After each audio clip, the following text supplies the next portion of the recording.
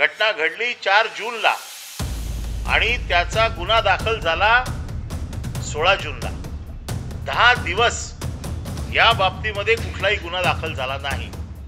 आमच्या माहितीप्रमाणे या 10 दिवसामध्ये हे मोबाईल पण बदलले गेले अशी आमची माहिती आहे की आम्हाला एनकोरला डाटा अपडेट करण्यासाठी आम्हाला OTP येतो। या OTP वरना आम्ही तो डाटा अपडेट करतो।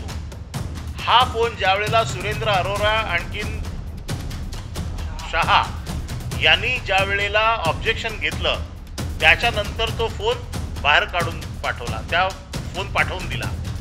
जर हा फोन दुपारी 2 नंतर बाहेर गेला तर त्याच्यानंतरचे जे राऊंड्स होते हे त्यांनी कुठल्या फोनवरनं अपडेट केले, याच्यासाठी कुठला फोन वापरला, याच्यासाठी कोणाला अधिकार दिले होते, या सगळ्याची माहिती आम्हाला मिळाली पाहिजे।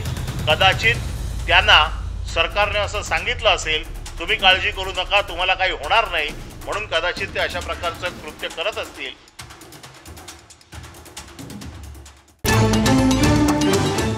आपण सगळ्यांना माहिती आहे की 4 जूनला जो निकाल लागला आणि त्यात शिवसेनेचे आमचे अधिकृत उमेदवार अमोल कीर्तीकर यांचा 48 मतांनी पराभव झाला।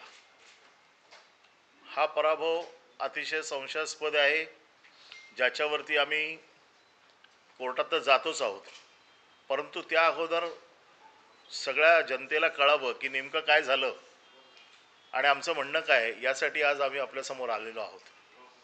निवडणुकीची एक प्रक्रिया असते आणि ह्या प्रक्रियेद्वारे निवडणूक होत असते। ह्या निवडणुकीच्या प्रक्रियेला पूर्णपणे हरताळ फासलेला आहे। निवडणुकीची प्रक्रिया ही डावलली गेली आहे। 19व्या फेरीनंतर, विशेषतः 19व्या फेरीनंतर ज्या वेळेला निकाल अगदी जवळजवळ येत होते, अशा वेळेला निवडणुकीच्या निकालामधली जी पारदर्शकता आहे ही पूर्णपणे बंद झाली।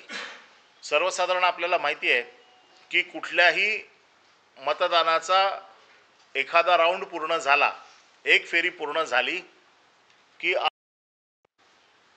अनाउन्समेंट देता प्रत्येक उमेदवाराला मिळाले हे ते सांगत असतात आणि मग दुसरा राऊंड सुरू होतो। 19व्या फेरीपर्यंत हे राऊंड किंवा ह्या सर्व लोकांसाठी सांगितल्या जायच्या। साधारण आपल्याला माहिती आहे की निवडणुकीची जी प्रक्रिया चालते याच्यामध्ये एका विधानसभेला 14 टेबल्स असतात आणि 14 टेबल्स नंतर एक AROचं टेबल असतं, असिस्टंट रिटर्निंग ऑफिसरचं। 6 मतदारसंघ असतील तर 6 गुणिले 14 आणि ती 6 माणसं। प्रत्येक वेळेला मी बघितलेलं आहे, मी निवडणुकीच्या या कामामध्ये बरेच वर्ष काम करतोय आणि AROचं टेबल असतं, तिकडे एक पक्षाचा प्रतिनिधी असतो AROच्या टेबलवरती, कारण ही 14 टेबलवरची मतं ज्या वेळेला AROच्या टेबल्सला जातात त्यावेळेला ती सगळ्या लोकप्रतिनिधींचे जे प्रतिनिधी असतात उमेदवाराचे, त्यांच्यासमोर ती टॅली केली जाते आणि मग ती AROकडे जाते। या वेळेला एक वेगळीच पद्धत केली होती की AROच्या टेबलमध्ये आणि आमच्या प्रतिनिधीमध्ये एवढं अंतर ठेवलं होतं की ARO कुठला हिशोब पाठवतोय वरती हे शेवटपर्यंत कोणालाच कळू शकलं नाही। 19व्या फेरीपर्यंत राऊंड कळत होते, त्यामुळे आम्हाला लिहिता येत होते की बाबा प्रत्येक फेरीमध्ये किती मतं पडली आहेत। AROच्या टेबलवरनं आम्हाला मतं कळत नव्हती, कारण AROमध्ये आणि आमच्यामध्ये फार अंतर होतं, जाळी होती मध्ये आणि जाळीच्या त्या बाजूला त्यांना बसवलं होतं।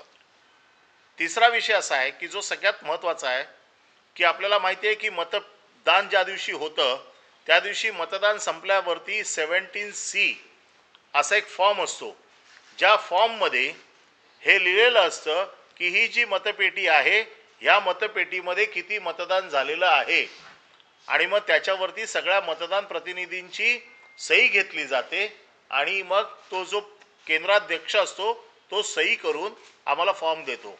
हा फॉर्म आम्ही ज्या दिवशी मतमोजणीच्या दिवशी जातो त्यावेळेला टॅली करून बघतो की आमच्या फॉर्मप्रमाणेच ही पेटी आहे की नाही आणि मग ती पेटी उघडली जाते।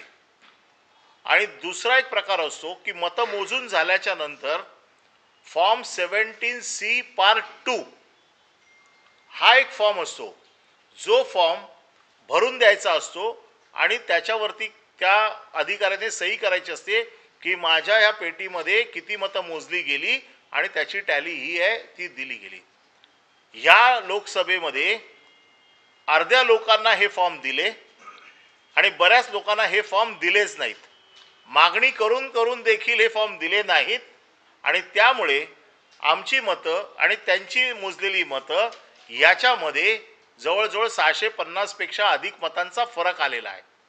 आम्ही वारंवार ही मागणी करतोय की ही मतं आमची 650 आपल्यापेक्षा जास्त आहे. आपण कुठलीही प्रक्रिया राबवलेली नाही. 19व्या फेरीनंतर आपण जाहीर करायचं बंद केलं. ते सरळ 22-23व्या फेरीनंतर एकदम सगळे निकाल वाचले. त्याचबरोबर आम्ही जे फॉर्म 17C2 आपल्याकडे मागतोय ते देखील आपण नाकारलेले आहेत.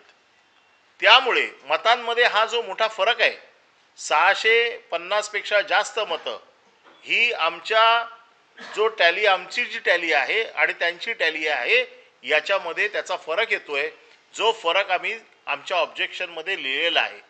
खरं म्हणजे निवडणूक प्रक्रिया संपताना निवडणूक अधिकाऱ्यांनी विचारायचं असतं की मी निवडणुकीचे निकाल जाहीर करणार आहे, याच्या अगोदर कोणाचं काही ऑब्जेक्शन असेल तर सांगा.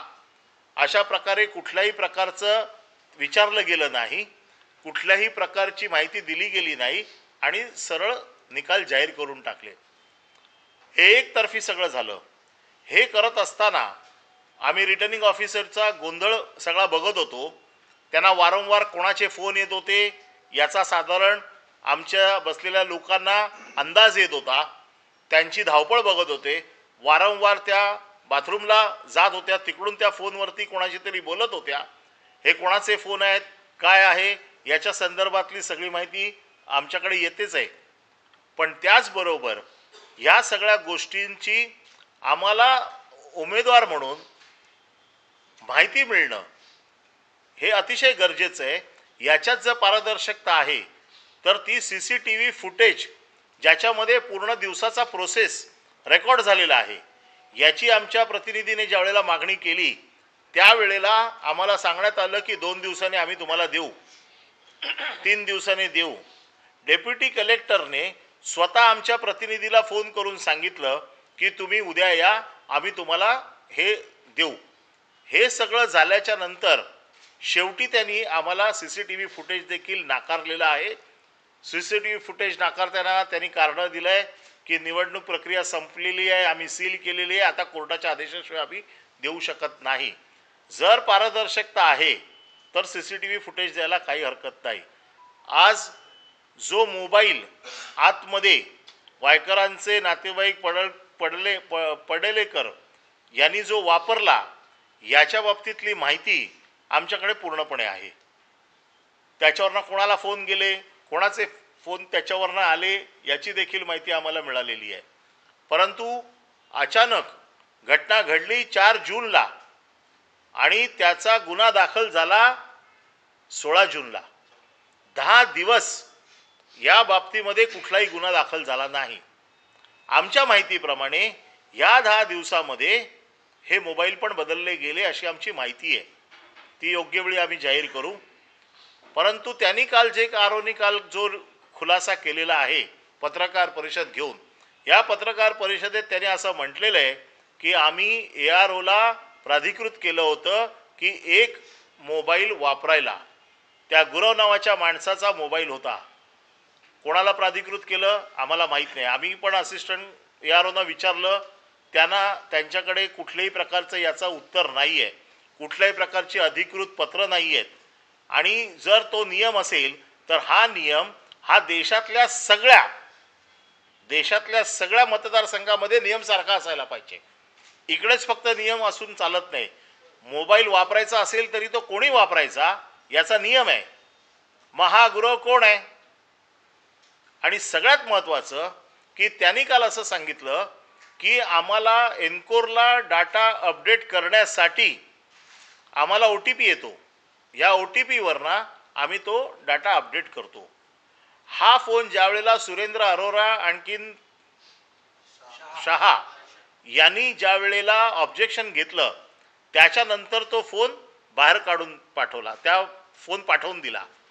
जर हा फोन दुपारी 2 नंतर बाहेर गेला तर त्याच्यानंतरचे जे राऊंड्स होते हे त्यांनी कुठल्या फोनवरनं अपडेट केले, याच्यासाठी कुठला फोन वापरला, याच्यासाठी कोणाला अधिकार दिले होते, या सगळ्याची माहिती आम्हाला मिळाली पाहिजे. ही सगळी माहिती, ही सगळी याच्यामध्ये गडबड आहे. आणि तो फोन जो बाहेर गेला होता, ह्या फोनवरनं बाहेर कोणाकोणाला फोन गेलेले आहेत आणि जो फोन ॲक्च्युली वापरला गेला त्याची टॉवर लोकेशन देखील आमच्याकडे आहे की तो फोन त्यावेळेला कुठे होता. हे सगळे मुद्दे हे गडबडीचे आहेत. हा विजय, हा आमचा झालेला विजय, त्यांनी सरकारी यंत्रणेचा गैरवापर करून त्यांनी हा विजय आमच्याकडनं हिरावून घेतलाय. आरोनचा पूर्व इतिहास तुम्ही तपासून बघा. आरोनच्या वरती कुठल्या कुठले गुन्हे आहेत, कुठल्या कुठल्या केसमध्ये त्या सस्पेंड झालेल्या आहेत, कुठल्या कुठल्या केस, भ्रष्टाचाराची किती प्रकरणं त्यांची सरकारकडे पेंडिंग आहेत, हे सगळं या निमित्ताने तपासून बघितलं पाहिजे. पोलीस अधिकारी देखील ज्या पद्धतीने, कारण मी सतत पोलीस अधिकाऱ्यांना फॉलोअप करतोय की या प्रकरणाचा तपास तुम्ही करतात की नाही. पोलीस अधिकारी आरोवर ढकलतायत, आरो पोलीस अधिकाऱ्यांवर ढकलतायत. हे एकमेकावरती ढकलण्याचं काम आहे. कदाचित त्यांना सरकारने असं सांगितलं असेल, तुम्ही काळजी करू नका, तुम्हाला काही होणार नाही, म्हणून कदाचित ते अशा प्रकारचं कृत्य करत असतील. परंतु आमची इलेक्शन कमिशनला विनंती आहे की याच्यामध्ये इलेक्शन कमिशन इन्चार्ज आहे. इलेक्शन कमिशनने सुमोटो याची सगळी चौकशी केली पाहिजे, तक्रार घेतली पाहिजे आणि याच्यावरती कारवाई केली पाहिजे. या सगळ्या प्रकरणाचा आम्ही कोर्टाकडे न्याय मागतोय की आमची मतं जी आमच्याकडे आमचा हिशोब आहे तो तपासून घ्यावा आणि त्या हिशोबाप्रमाणे आम्हाला न्याय मिळावा आणि अमोल कीर्तीकरांना विजयी जाहीर करावं. अशा प्रकारचं पिटिशन आम्ही या येणाऱ्या 1-2 दिवसामध्ये कोर्टात दाखल करू.